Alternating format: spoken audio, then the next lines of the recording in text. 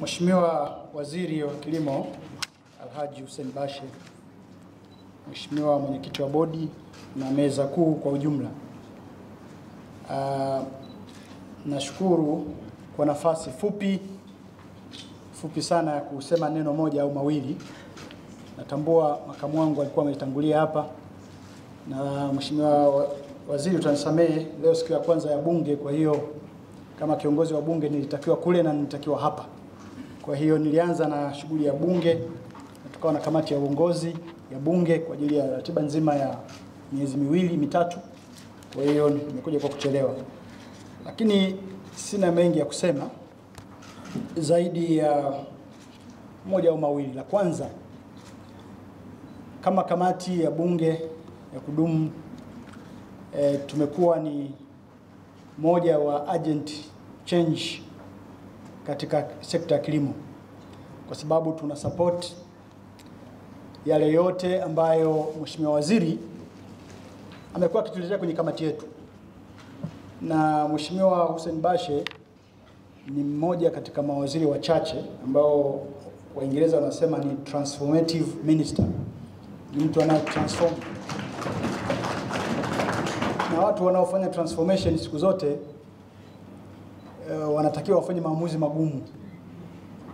Na kwenye maamuzi magumu kuna wanaojeruhiwa, lakini lengo kuu linafanikiwa. Kwa sisi kama kamati tunampongeza sana, na tunaendelea kumwahidi kwamba tutakuwa naye kwa kila jambo ambalo tumeshadiscuss kwenye kamati, na yeye ametuhakikishia kwamba kimkakati ndio tunakoenda. Sasa yako mengi, na mimi siku zote nahudhuria vikao karibu vyote ya kila zao, tumbaku, pamba na mazao mengine yote. Juzi tulikuwa na parachichi, na katika mazao yote kwa bahati mbaya na yeye ameshawaambia, lakini amewaambia na mikakati. Chai ndio zao ambalo kwa kweli tunachechemea. Sasa kimoja ambacho Mheshimiwa Bashe nakushukuru, namshukuru Mheshimiwa Rais kwa kuweka wewe waziri wa kilimo. Na kwa kweli tunatetemeka tunapoenda kwenye uchaguzi. Tunajua utarudi. Sasa utarudi wizara hii ndio hatujui. Tunakuombea, ikimpendeza akikupa promotion sasa hiyo ni yeye, lakini kama atakuwa anakuacha waziri, kwa kweli akurudishe kwenye wizara hii. Sababu mambo ni mengi. Transformation inataka consistency. Kama tumejipanga tunafanya mambo mazuri, budget imeongezeka, miradi ya umwagiliaji ni mingi, kwenye swala la mbegu tunafanya mambo makubwa yamefanyika. Tunaamini consistency ni muhimu sana. Lakini la pili, uwezo mwingine wa Bashe, Mheshimiwa Bashe, ni kwenye kupanga watu. Tunasema ukipewa nafasi unafanya reorganization. Unapanga watu sahihi kwenye kazi sahihi. Sasa kwenye chai tumechukua muda mrefu kidogo.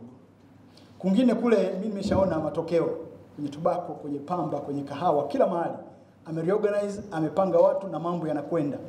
Kwenye chai tulichelewa kidogo. Ndio maana siku alipomtangaza mwenyekiti mpya wa bodi ya chai, mimi nilifurahi sana. Hebu tumpigie makofi. Kwa sababu naamini sasa chai imepata mtu atakayetupeleka. Kwa wanaofuatilia mijadala ya bunge, na mimi ni mmoja katika watu waliokuwa wanasema, watanisamehe bodi iliyopita, nilikuwa nasema T-board hamfanyi kazi yenu inavyotakiwa. Ndio lalamiko langu. Kabla hata sijawa mwenyekiti wa kamati ya kilimo na viwanda, nilikuwa nasema T-board, you need to do more. Sheria imewapa mamlaka, fedha zipo, lakini hatuoni matokeo kwa spidi tunayoitaka. Tunachokiona ni kinyume chake, mdororo wa sekta. Na hatuwezi kusingizia kwamba unajua global prices, hapana. Tusisingizie kwamba unajua uchumi wa chai mbaya. Mbona Rwanda wanafanya vizuri? Mbona Kenya wanatuzidi, wako hapa na sisi? Kwa hiyo nadhani kwa kuweka viongozi mahiri ni jambo jema, lakini la muhimu na la mwisho nitaka niliongee. Sekta hii imekuwa dominated na makampuni machache. Kilio chetu kama kamati ya bunge, na tumekiweka wazi, ni kwamba tuna wawekezaji wasio sahihi kwenye sekta hii ambao ni wakubwa kwenye estate. Na Sisi tumeshakubaliana na Mheshimiwa Bashe, amekuja kwenye kamati yetu, ametueleza mkakati wa kinachofanyika, kinachotakiwa serikali ifanye, na sisi tunausupport. Either you do or you die. Either you do or you exit. Kwa sisi Mheshimiwa Waziri tutakusupport kwa 100%. Tunaamini chai ni tofauti na mazao mengine. Chai inalimwa kwenye estates kwa hao watu wakubwa. Wakija wasipofanya wanatakiwa walifanye, ni kwamba wanarudisha uchumi wa nchi nyuma. Na mimi ndani ya bunge niliita, mimi naita ni uhujumu uchumi.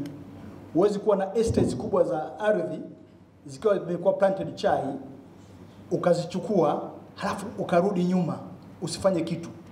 Unadidimiza uchumi, unarudisha umaskini kwa watu wanaozunguka maeneo yale ambao ni wakulima wadogo wa chai, unarudisha nyuma uchumi wa wagavi wadogo, watu wanafanya transport, watu wanatoa huduma, hawawezi kupata hizo huduma.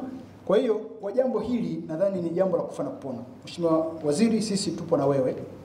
Tunadhani mkakati wa kufanya reorganization kwenye land ownership na ownership ya viwanda vya chai vikubwa ni muhimu sana na umechelewa. Iko haja ya kwenda haraka na naomba sekta nzima isapoti jambo hili. Hatuwezi kuwa na watu wana viwanda lakini hawawezi kuzalisha, hawawezi kumiti malengo ya nchi, wanawarudisha nyuma wakulima wetu na wakulima wanazidi kuwa maskini. Tunaongelea sekta hii ndio inayoongoza kwa ajira 65%. Lakini 65% tunahesabu na wakulima wadogo wa chai.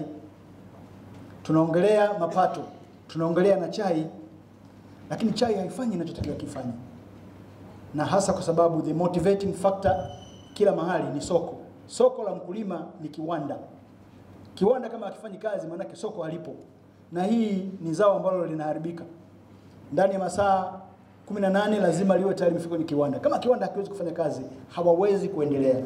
Kwa hiyo nimalizie kwa kusema, Mheshimiwa Waziri, tutakuwa nawe kwenye jambo hilo. Na niseme tunakushukuru sana kwa yale ambayo nilihudhuria mkutano uliopita. Kuna mambo ambayo tasnia ya chai iliyasema umeshayatekeleza. Kwenye masuala madogo ya kodi, ya tozo mbalimbali umeangalia. Kwenye mabwawa ya maji umetoa maelekezo, nadhani na leo umeelezea hapa, lakini umetoa maelekezo yote kwenye avocado umeyatekeleza.